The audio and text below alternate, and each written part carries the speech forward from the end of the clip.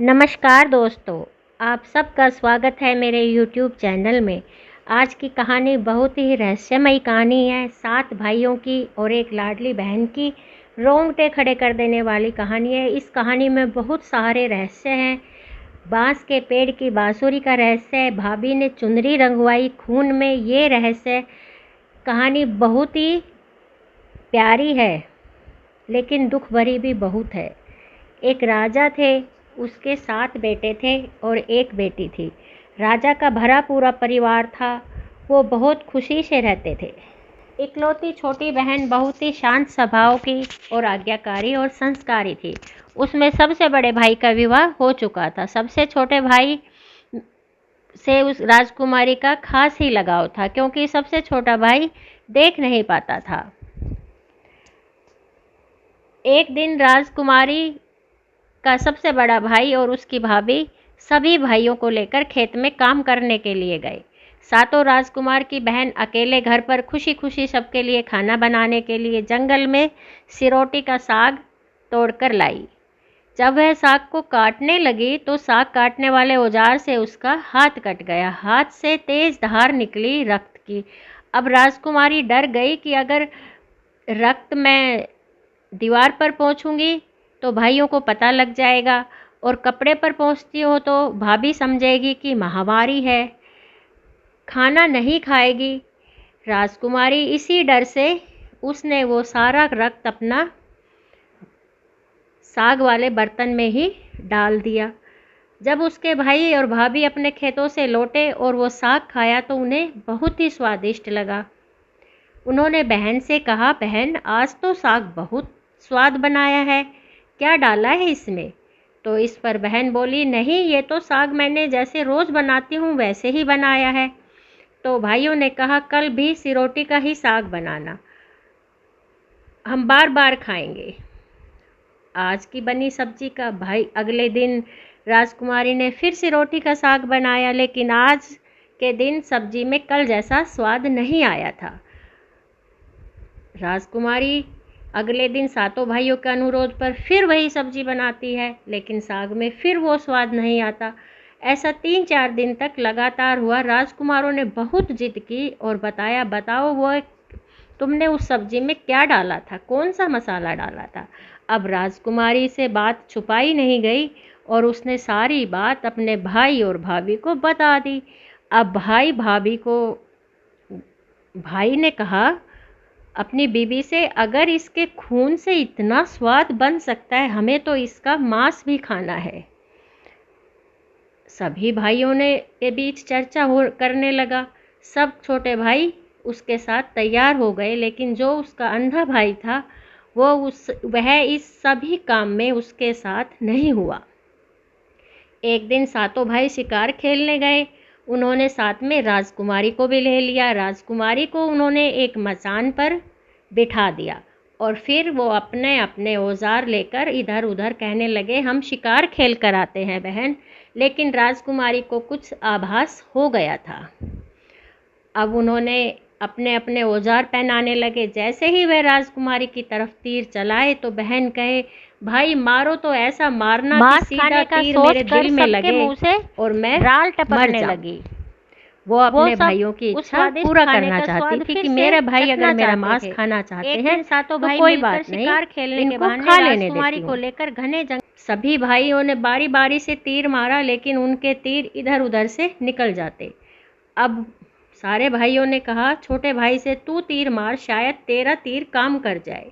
वह निशानेबाज बहुत अच्छा था।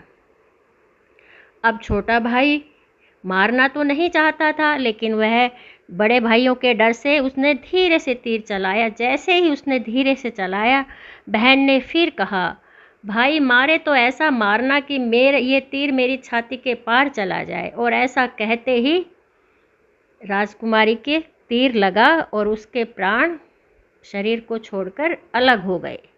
अब उन्होंने क्या किया, छोटे भाई को कहा, जाओ अब हम इसका मांस पकाएंगे। छोटे छोटे टुकड़े कर दिए।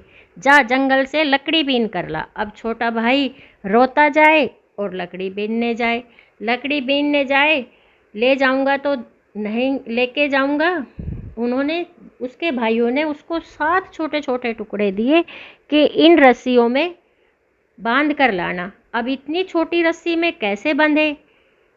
वह रोता रहा बैठा बैठा। तभी वहाँ से सर्प देवता गुजरे और उसने कहा, क्यों रो रहे हो? छोटे राजकुमार ने अपनी आप बीती बात बताई कि ऐसे ऐसे मेरे भाइयों ने मेरी बहन को मार डाला है और अब उसका मांस पका के खाएंगे, मैं क्या करूं? मुझे भी खाना पड़ेगा। कैसे उनका रस्सी के 7 टुकड़ों में कैसे बांध के ले जाऊं? मैं इन छोटे से टुकड़ों में इतनी लकड़ियां कैसे बांध के ले जाऊं? अब सर्प देवता ने उसकी मदद की। बोला चलो। वो सर्प देवता लेट जाते हैं और लड़का उसमें लकड़ियां बांध कर वहाँ पहुँच जाता है। छोटा राजकुमार पानी लाने के लिए, अब वो बड़े राजकुमार छोटे राजकुमार को पानी लाने के लिए कहते हैं। अब छोटा राजकुमार पानी लाने के लिए जाता है तो उसके मटके में छेद था। अब मटके में छेद था तो वह नदी किनारे बैठकर रोने लगा। वहाँ एक मछली और एक मेंढक उसकी आवाज़ सुन रहे थे। तो मछली मेंढक ने कहा, हम सब मेंढक घड़ा छेद में चिपक जाते हैं और फिर मछली केवड़ा बोलते हैं कि तुम हमें ले चलो, और भाई जब राजकुमारी के मांस को खाएंगे तब तुम मछली को खाना, और जब वे हड्डी को खाएंगे तब तुम केकड़े को खाना, और बड़े भाइयों के को शक नहीं होगा, खाली मुंह चलाना। रात को जब राजकुमारी का मांस पका और सब खाने लगे तब बड़े भाई ने छुपाकर एक मांस का टुकड़ा दीमक के टीले में डाल दिया और उसी समय वहाँ पर एक बांस का पेड़ उग जाता है। बांस का पेड़ इतना सुंदर, जैसे राजकुमारी सुंदर थी इतना ही सुंदर वहाँ पर बांस का पेड़ उगा। बांस के पेड़ के पास से एक जोगी जा रहा था। वह सोचता है कि इतना सुंदर पेड़ है, क्यों ना मैं इस बांस की बांसुरी बना लूँ। उसने बांस के पेड़ की बांसुरी बनाई। तो अब जैसे ही उसने बांसुरी बनाई तो वह बांसुरी बहुत ही सुरीली बजे। अब जोगी ने सोचा, इसको बजाकर तो मैं दुनिया मुझे दुगना भीख देगी। एक दिन जोगी घूमते घूमते बड़े राजकुमार के घर के सामने पहुंचा।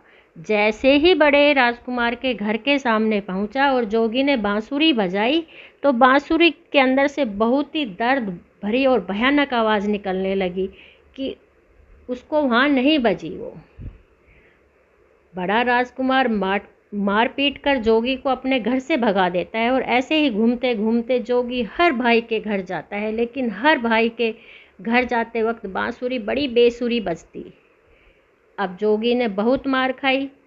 सबसे अंत में जोगी छोटे राजकुमार के घर पहुंचता है। छोटे भाई के घर के आंगन में प्रवेश करते ही बांसुरी बहुत ही मीठी और सुरीली आवाज़ में बजने लगी।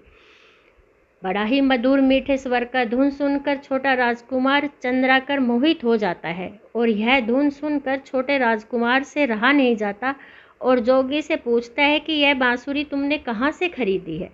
तब जोगी ने सारी बात उसको बता दी। धीरे धीरे समय बीतता और छोटे राजकुमार को अपने काम में कुछ दिनों के लिए बाहर जाना पड़ा।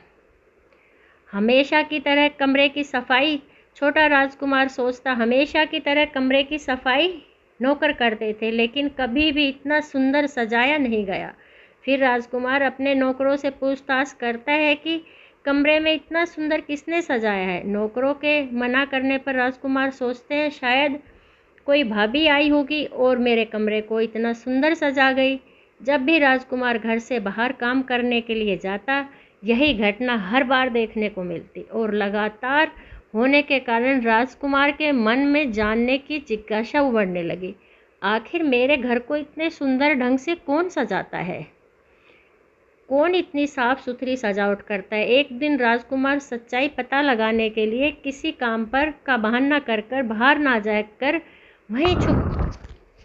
ना जाकर अपने कमरे में छुप जाते हैं। कुछ समय के इंतजार के बाद राजकुमार देखते हैं कि एक खूबसूरत सी लड़की बांसुरी से निकलकर कमरे में के अंदर आती है और सारे कमरे की साफ सफाई कर वापस उसी बांसुरी में समा जाती है। यह देख राजकुमार की आंखें खुली की खुली रह जाती हैं।